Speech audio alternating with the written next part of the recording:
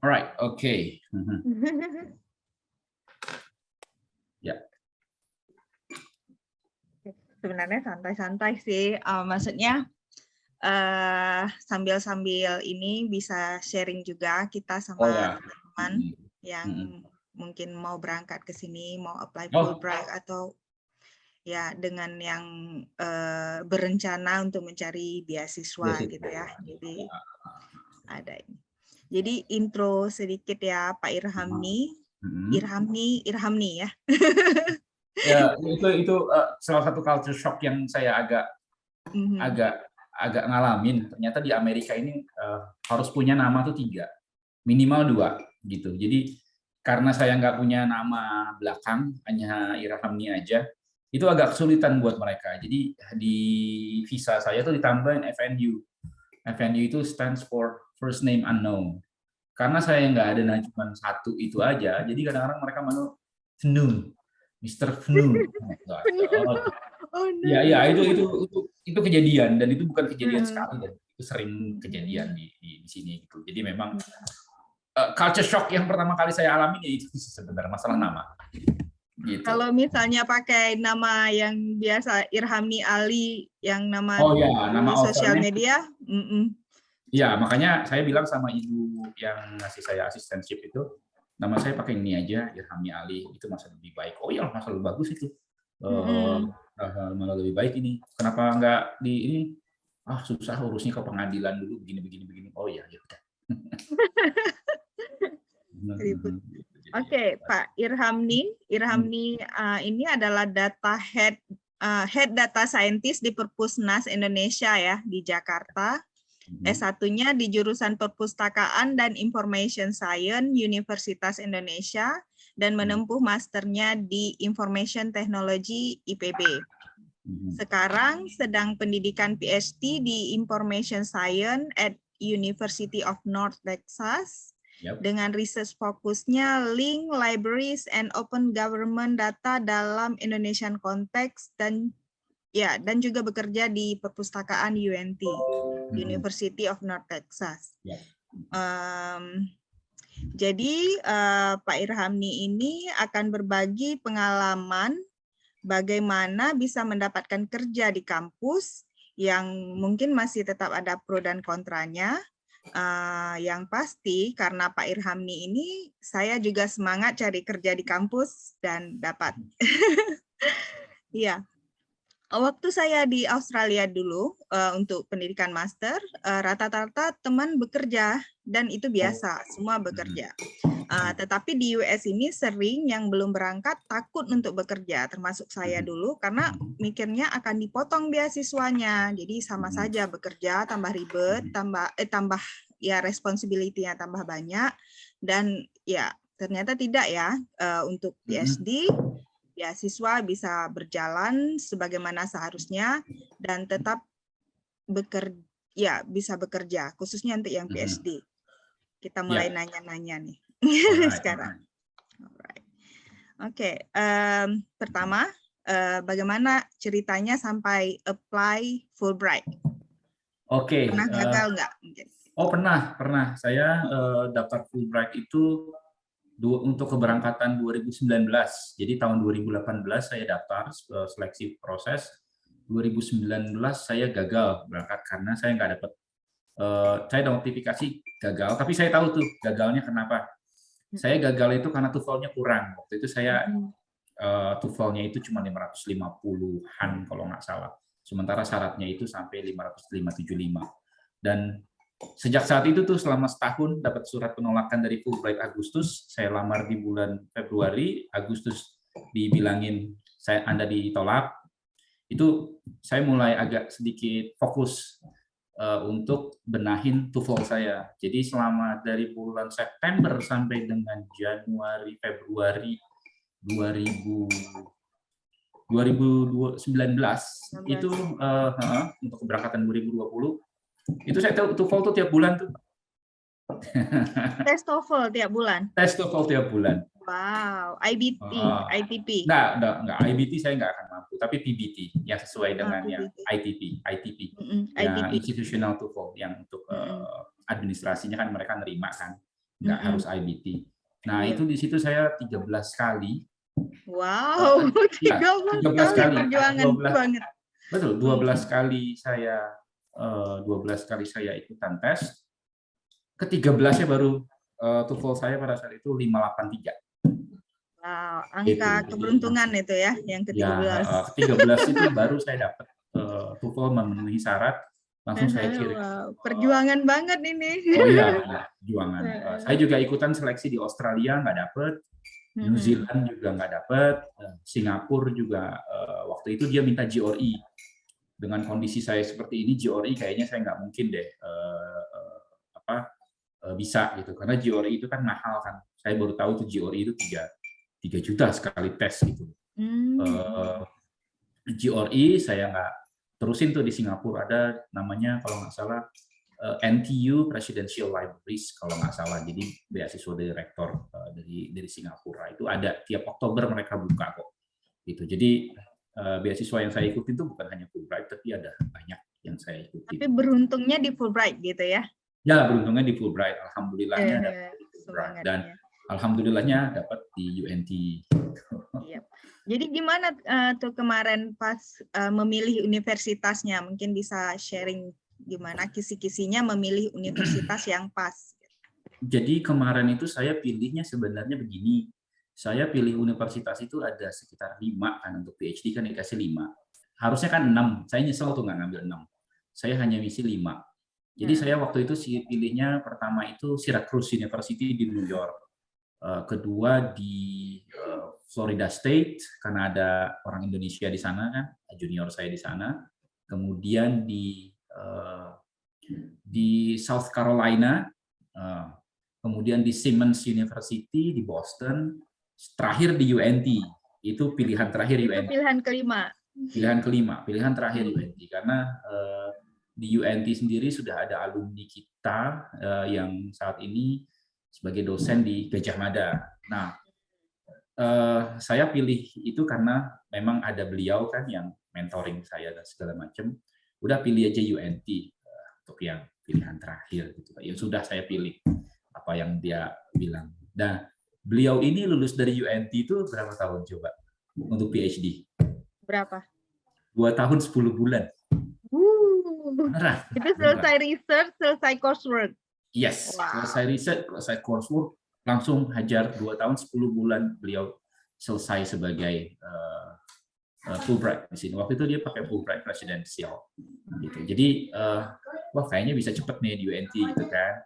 Gitu. Jadi saya pilih. Nah, singkat cerita, ada salah satu lamaran saya itu bukan ditolak, tapi pihak kampus yaitu University of South Carolina itu lagi ada turnover. Jadi turnovernya itu adalah perpindahan dari School of Library and Information Science to School of Information Science. Jadi library-nya dihapus. Ini cukup kontroversi juga sih sebenarnya. Jadi mereka nggak nerima mahasiswa S3 tuh. Jadi karena transisi itu mereka nggak nerima S3. Akhirnya lamaran saya di University of South Carolina itu dipindahin ke UMD, University of Maryland.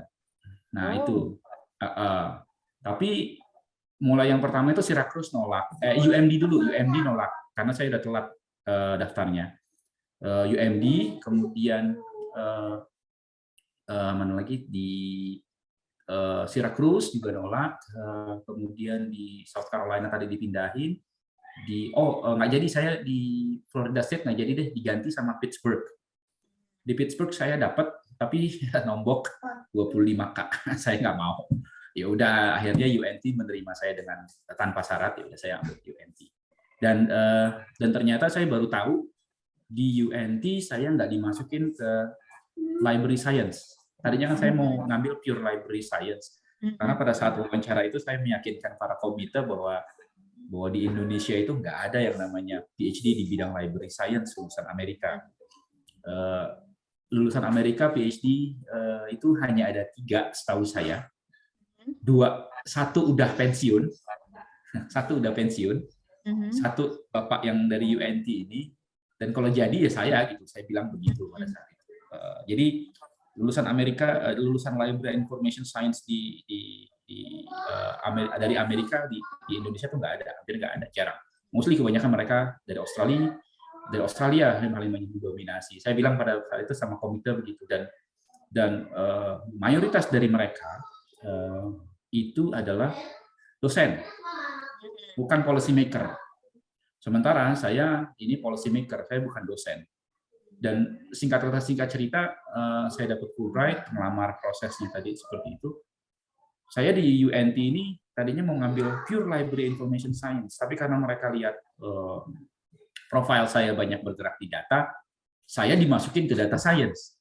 Data science, tapi library data science enggak, memang pure data science. Pure data science, pure data science. Iya. Di mana yang memang mostly kebanyakan mata kuliahnya berhubungan sama statistik, kemudian sama data analytics, matematika, dan pure computer science yang memang itu banyak berhubungan dengan coding. Tahun pertama saya agak sedikit shock. Shocknya itu adalah saya dapat pengantar statistik dan juga ada COVID pada saat itu. COVID itu benar-benar ngaruh. COVID itu pokoknya, aduh, berantakan deh studi saya. Harusnya saya semester ini udah ujian ya, udah ujian. Fall ini atau yang Harusnya semester ini. Springnya kemarin. Semester ini udah qualifying exam saya, tapi karena COVID kemarin jadi berantakan urusan, jadi gagal. Jadi saya extend 1 semester lagi gitu loh. Jadi insya Allah nanti mungkin fall 2022 ini saya akan qualifying exam, mungkin Januari saya akan, spring tahun depan mungkin akan ujian proposal. Habis ujian proposal lanjut terus ya, mudah-mudahan disertasi bisa selesai di Desember. Jadi kayaknya kemungkinan saya akan extend 1 atau 2 semester di Amerika. Dari harusnya 3 tahun kan, kemudian 4 tahun, 3,5 sampai 4 saya targetkan untuk lulus. Gitu. Iya, tadi cerita karena dipindah jadinya di data science itu jadi di-extend 1 semester untuk comprehensive exam-nya. Tapi untuk hari-hari misalnya untuk menghadapin mata kuliahnya struggle atau memang survive deh? Aman struggle deh. Struggle banget. Asli, sumpah. Karena mata kuliahnya sama semua, baru semua, khususnya untuk metodologi. Metodologi riset yang kita dapat itu kan waktu di Indonesia kan hanya ya sekitar itu aja. Tapi begitu di sini saya banyak berhubungan sama data analytics yang memang sebenarnya agak lemah saya. Saya biasa melakukan yang namanya riset kualitatif. Sangat kualitatif. Ya wawancara lah, kemudian ya apa yang orang kata ya kita ambil aja. Tapi di sini saya dipaksa untuk melakukan pendekatan kuantitatif. Pendekatannya sangat angka dan statistik serta empirik. Ini yang saya agak sedikit shock sebenarnya, karena kita nggak terbiasa dengan hal-hal seperti itu. Apalagi kami nih policy maker, we don't like numbers to be honest. Apalagi untuk policy maker di Indonesia kebanyakan nggak suka yang namanya pendekatan statistik, jarang gitu loh. Dan saya dipaksa ini di sini untuk berhubungan sama angka. Dan saya jujur struggle banget ketika saya saat semester kedua itu kan kita waktu itu COVID gagal berangkat kan di summer, ya kan. Akhirnya semua dipaksa online. Ya saya waktu itu ya online. Januari kan, Desember akhir itu kan saya berangkat. Itu shock saya. Shocknya pertama culture, budaya kita sama di sini tuh beda. Kedua cuacanya itu ampun-ampunan. Desember saya sampai. Faktor ketiga adalah keluarga. Saya ninggalin keluarga saya pada saat ya mereka lagi butuh-butuhnya dengan saya. Itu yang shock benar-benar. Dan ketika saya sampai di sini, itu ada namanya musibah besar tuh yang di Texas itu. Iya, mau tanya itu kemarin ngeri. Ya, terus ya, dan pada saat itu ya di rumah juga kebanjiran. Wah, saya udah shock, benar-benar shock. Di rumah yang di Texas. Jakarta. Di rumah di Jakarta kebanjiran. Masuk air ke rumah mereka, anak-anak nggak bisa kemana-mana, mengungsi semuanya. Pokoknya itu deh. Dan pada saat itu ya 2 semester itu saya benar-benar struggling karena 2 mata kuliah. Dan satu lagi yang saya cukup agak struggling itu ketika itu saya nggak ketemu yang namanya cohort saya, nggak ketemu dengan teman-teman satu angkatan. Itu berat banget, sumpah. Karena online aja gitu ya? Karena online aja. Sinkronos apa ansinkronos? Sinkronis. Sinkronos ya? Ya, Tapi nggak ketemu ya? Nggak. Maksudnya nggak buat grup apa nggak. di sini gitu? Sama sekali nggak. Saya baru ngerasain itu pas kemarin. Fall 2021 baru ketemu tuh yang namanya teman-teman satu angkatan yang kita mulai ada komunikasi satu sama lain. Itu baru ketemu. Selama setahun itu berat banget karena saya nggak saya benar-benar lone wolf, nggak ada mentor, supervisor juga ya seperti ya, gitu aja gitu loh, ya seperlunya aja, nggak seperti ini gitu. Jadi memang emotional support itu ya satu-satunya ya itu si Zulkifli itu. Iya, ya mungkin kalau lagi ada di rumah dikasih di apartemen dikasih lihat ya. Jadi buat yang nggak tahu Kifli itu kucing ya. Iya, Kifli itu si kucing punya hostmate, ya. Ya itu aja yang selebihnya itu dan saya harus akui yang namanya PhD itu Anda nggak bisa sendiri. Beneran, nggak bisa sendiri. Yang support, yang pastinya juga telepon terus ke Indonesia ya. Pasti itu hampir sehari 2 kali pagi sore itu harus saya wajib telepon. Nggak bisa enggak itu. Terus ini akhirnya belajar statistik ini otodidak atau gimana itu pas saya otodidak. Otodidak jadi ya. Benar, banyak kebantu sama YouTube dan kebetulan yang saya agak sedikit senang di sini ada 2 hal penting yang saya suka di kuliah di Amerika. Satu, masalah writing. Writing itu saya sering, jadi saya bolak-balik tuh ke writing center untuk perbaiki tulisan saya. Jadi ditutor tuh sama writing center. Seperti itu. Yang kedua adalah kantor statistik. Jadi di kami ini di UNT ada satu kantor statistik. Jadi mahasiswa bisa konsultasi ke sana. Jadi saya banyak melakukan eksperimen uji coba angka-angka di statistik itu pakai software banyak, entah itu pakai R, entah itu pakai Python, entah itu pakai Jamovi atau SPSS. Itu pasti saya bawa ke kantor statistik, saya tanya sama mereka, ini benar nggak? Oh, mereka akan jelasin, oh ini begini, harusnya begini. Nah itu, begitu. Jadi resource Amerika ini kuliah di luar negeri itu yang menang itu adalah resource. Resource. Sama satu lagi, kalau kita ya mahasiswa itu pasti kan paper ya. Itu saya jujur akan kehilangan banyak ketika nanti kita balik ke Indonesia. Dijamin. Nulis ada yang terus yang kayak proofread punya kita gitu ya. Betul. Ada second opinion juga kadang mereka kasih second opinion ya. Betul. Ini harusnya begini. Ya, betul. Enak banget. Itu. Terus artinya tapi bisa bekerja biarpun struggle dan baru dengan data science artinya nilainya bagus dong. Bisa dapat izin kerja. Lumayan sih, artinya memang struggling saya memang terbayarkan. Artinya gini, saya itu semenjak semester 1 begitu saya menjejakkan kaki di Texas ini di UNT, itu saya cari kerja kemana-mana. Artinya kan kita wajib hanya diperbolehkan kerja di kampus, ya kan? Yep. Kalau saya kasih lihat surat lamaran saya tuh ada kali 20 sampai 25 macam pekerjaan, sampai dengan tukang parkir saya lamar. Beneran seriusan, tukang parkir. Bener. Oke. Tukang parkir yang ngecek apa tuh mobil kalau diparkir ilegal kita tilang itu saya lamar. Beneran. Karena saking desperate-nya saya harus bisa kerja dan bisa bawa keluarga ke sini. Karena kalau nggak ada mereka saya juga bingung mau ngapain. Iya, penting banget. Alhamdulillah pada saat itu perpustakaan buka.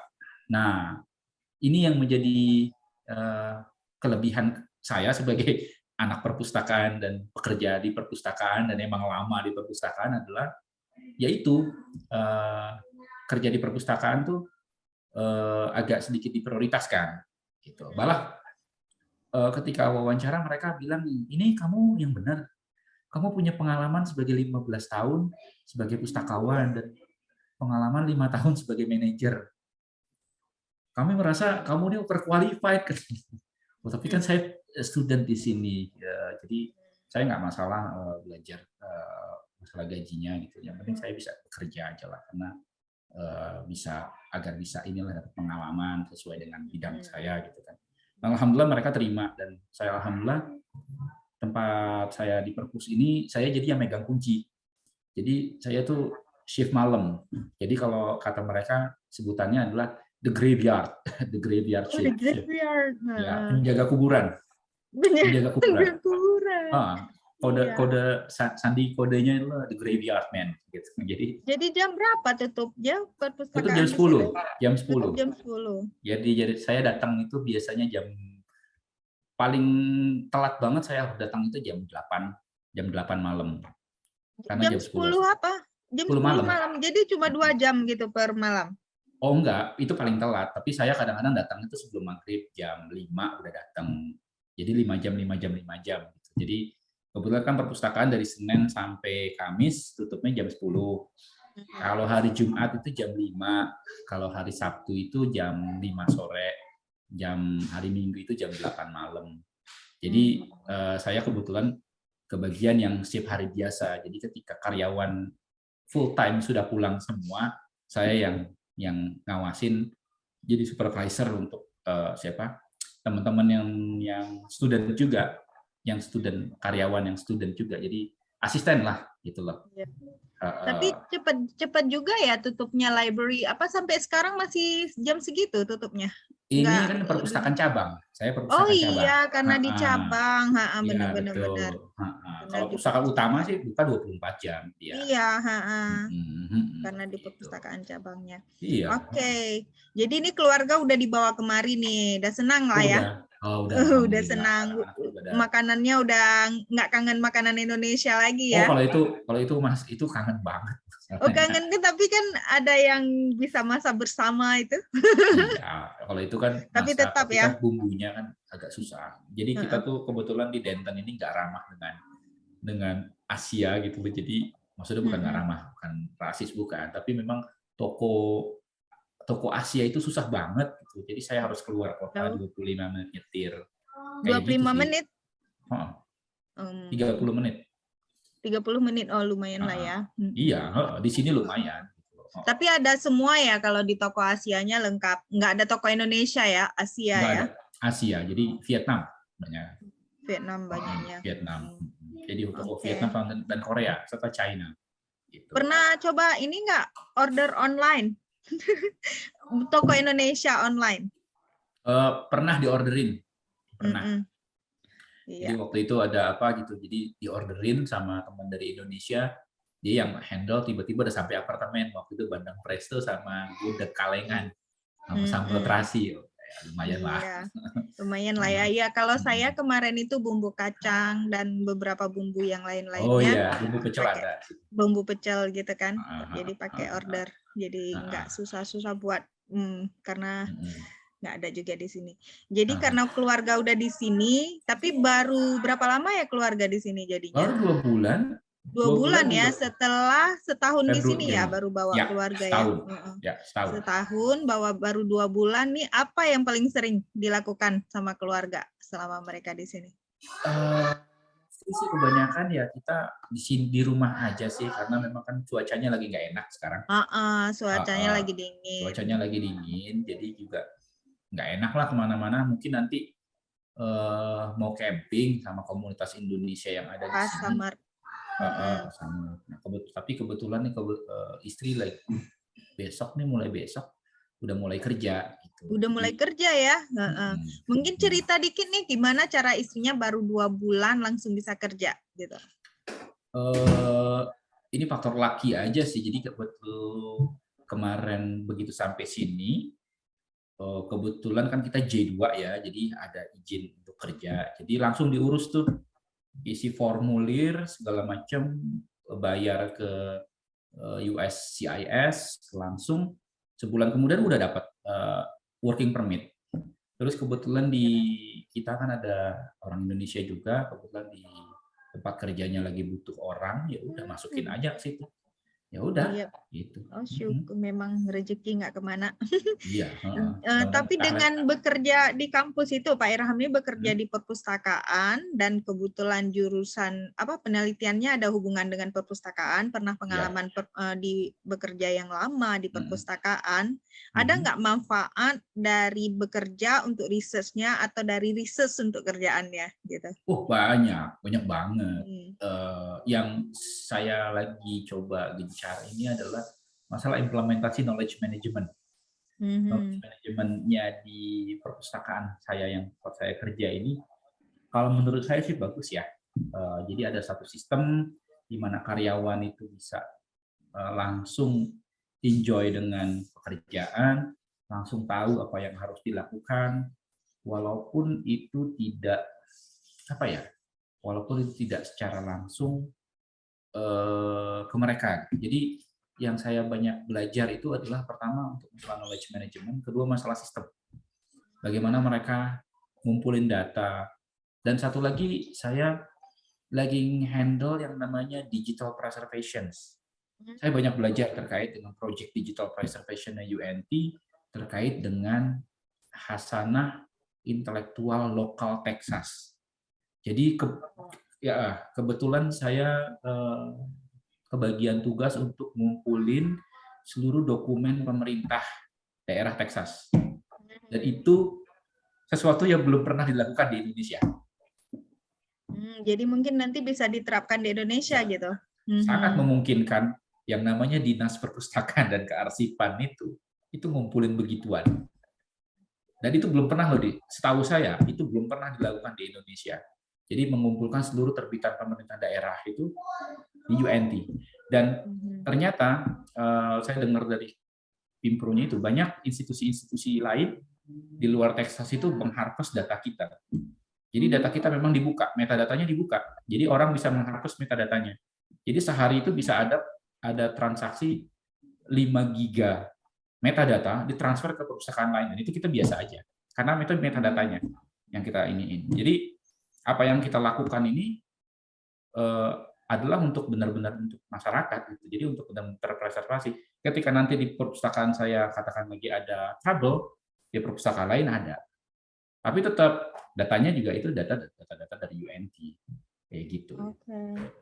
Ini menarik. Menarik sekali. Ya, jadi ada nggak challenge-nya karena bekerja untuk research-nya? Maksudnya tadi ya karena memang ada hubungannya, tapi untuk bagi waktunya mungkin challenge nggak? Ini nggak? Alhamdulillah sih enggak ya. Kebetulan manajer saya orangnya enak. Yang penting satu, kamu nggak boleh lebih dari 20 jam. Nah, titik. Oke. Oke, itu aja. Kamu 20 masuk jam kapan aja. kerjanya 20 ya. jam titik. Dan waktu kamu itu adalah silakan kapan aja. Yang penting kamu harus datang pas penutupan. Gitu, oke. Jadi kebetulan waktu kuliah saya itu Senin dan Rabu. Waktu kuliah saya hari Senin, Rabu. Jadi itu udah di-mark sama manajer. Kamu nggak boleh masuk dari jam segini sampai jam segini tiap hari Rabu, Senin dan Rabu. Lebih itu boleh.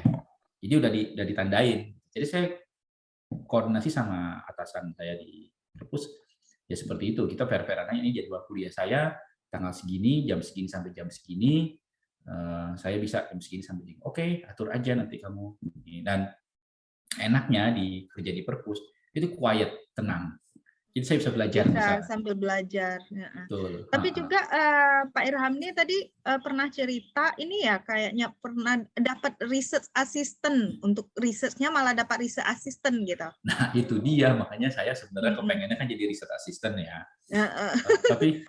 Tapi sama ibu ini lucu, saya dikasih ini kebetulan kemarin kan kita riset. Kita riset 3 lembaga negara Amerika yang menyalurkan research grant untuk kampus. Ada 3 research grant, satu NARA, National Record and Archive, satu NEH, National Endowment of Humanities, satu lagi NSF, National Science Foundations. Nah, kebetulan National Science Foundation ini datanya paling banyak, ada sekitar 116.000 data terkait dengan riset-riset mereka. Kebetulan saya analisis pakai Python dan NLP, Natural Language Processing, kayak gitu deh. Saya lakukan itu. Tapi kata ibu ini, wah ini nggak cocok nih dengan riset yang kita lakukan, riset yang pertama kami. Gini aja deh, nanti untuk riset yang NSF ini kamu bikin paper sendiri, nanti kita bantu. Akhirnya data ini yang National Science Foundation saya keep sampai sekarang ada sama saya. Nah, tiba-tiba kemarin ibu ini bilang, oke, kita udah selesai, proyek pertama udah selesai nih yang tentang research legal analytics lah, semacam kayak gitu. Udah selesai, udah kita siap dan kita akan presentasikan nanti di research brown bag-nya. Jadi tiap minggu kita ada yang namanya forum ilmiah. Kita besok tanggal 23 akan presentasi itu hasil riset kita. Nah, ini ada satu yang masih nyangkut di NSF. Nah, ini saya ditugaskan sebagai Pimpro. Udah kamu yang pegang paper ini. Kamu analisis, terserah kamu mau pakai apa. Ini nanti saya kasih 2 orang riset asisten untuk kamu. Iya. Jadi gimana, ya udahlah, akhirnya saya udah ketemu orangnya 2 orang. Mahasiswa master data science juga. Saya minta mereka untuk data cleansing. Data cleansing ini yang paling melelahkan, benar, sumpah asli. Yang melelahkan karena saya harus benar-benar merhatiin yang namanya satu bentuk data itu gimana caranya biar dia konsisten dan tidak merubah arti gitu. Jadi ada beberapa hal yang perlu kita filtering. Itu 116.000 entry. Saya bilang udahlah 2 minggu gitu kan. Ya udah, saya udah laporan sama ibu itu. Insya Allah sih nanti ya kita akan tindak lanjutin, nanti pakai risetnya akan kita coba tanyakan lagi kepada yang ahli. Karena kami berdua ini kebetulan si ibu ini ahli di bidang legal librarian, jadi di bidang terbitan pemerintah. Dan cocok ya, pas banget. Cocok. Kebetulan saya juga lagi belajar ini, tapi kami berdua nih sama-sama nggak ngerti NLP, Natural Language Processing. Kemungkinan nanti akan kita libatkan mungkin 1 atau 2 orang lagi untuk mengerti terkait dengan masalah NLP ini, sehingga nanti kita bisa dapetin kalibrasi yang bagus lah terkait data 116.000 ini mau diapain gitu loh. Setelah kita filter ini gitu loh. Udah ketemu datanya, udah ketemu artikelnya, udah ketemu metodologinya. Cuma kita harus cari novelty-nya ini kan.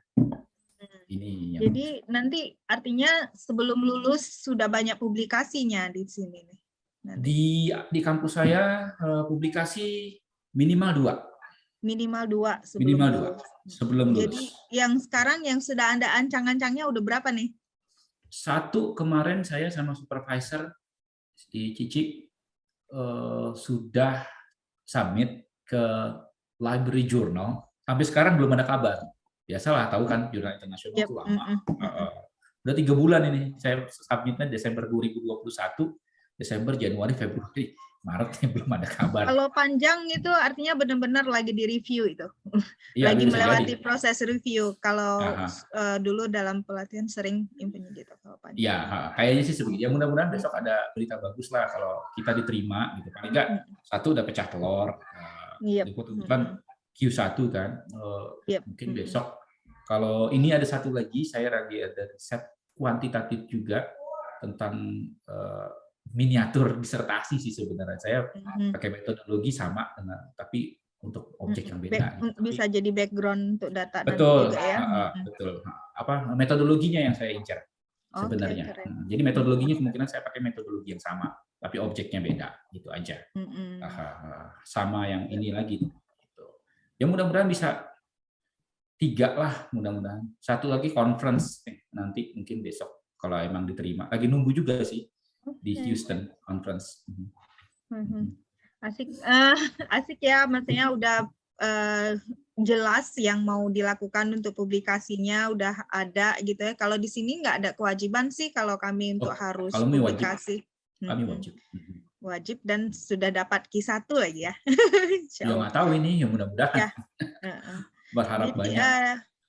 Terima kasih banget nih waktunya. Nih kita lagi spring break, bisa ngobrol-ngobrol. Terima kasih banget. Anak-anak artinya nih bentar lagi udah spring break juga ya anak-anaknya ya. Lagi spring break. Besok terpaksa saya juga harus babysit mereka karena istri kan udah mulai kerja. Saya jadi yang handle mereka gitu. Dan kemungkinan juga besok kalau dapat TA atau RA ya saya juga banyak stay di rumah. Disertasi mungkin tahun depan, tapi yang pasti saya satu nih, kepengen lanjutin pekerjaan di perpustakaan ini karena saya pengen dapetin portofolio yang lumayan untuk bisa punya pengalaman kerja di Amerika. Iya, Gitu. karena memang berhubungan juga ya dengan Betul. ininya kerjaannya.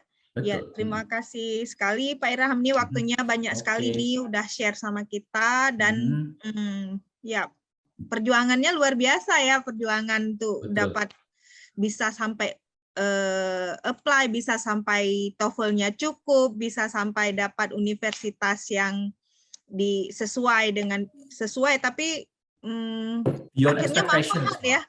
Manfaat banget, beyond expectation ya, yang awalnya memang maunya library science, rupanya malah data science ini bisa manfaat banget. Lebih enak lagi, saya bisa loncat kemana-mana sekarang, itu aja. Iya.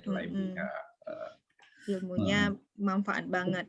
Jadi bisa kuliah, bisa sambil kerja, yang tadinya mau jadi research assistant malah dikasih research assistant, malah punya research assistant, ya pengalaman yang berharga ya. Iya betul. Paling nggak bisa ngelit satu tim lah, belajar leading untuk research tim lah. Luar biasa. Jadi mungkin Pak Irham nih mau pesan nih atau apa ya untuk teman-teman pejuang beasiswa mau ini sih yang pasti jangan nyerah.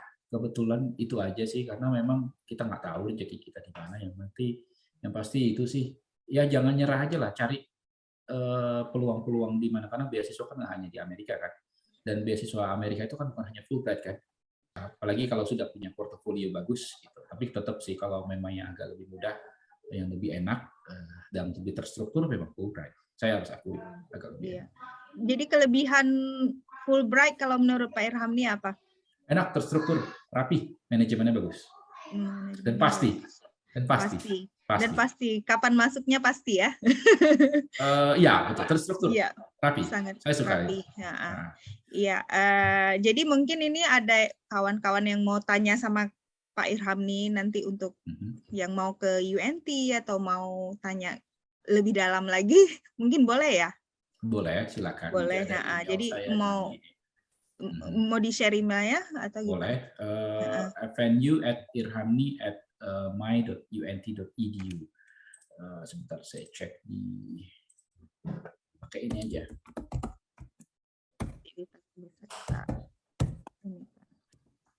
Pakai nama visa ini, FNU.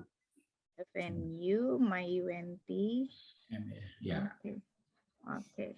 FNU Irham nih ya memang di emailnya jadinya. Iya, emang seperti itu. Nama saya nggak punya ini gitu. Iya, bentar saya lihat chatnya. Oke. Ya enggak, saya ini. Artinya boleh juga ya tanya di sini, mungkin saya bisa jawab sebisanya, tapi ya Pak Irham nih terima kasih banget emailnya, nanti kita share. Oke, terima kasih waktunya. Oke, ini ya. Oke. Kita stop dulu. Bye-bye. Bye-bye.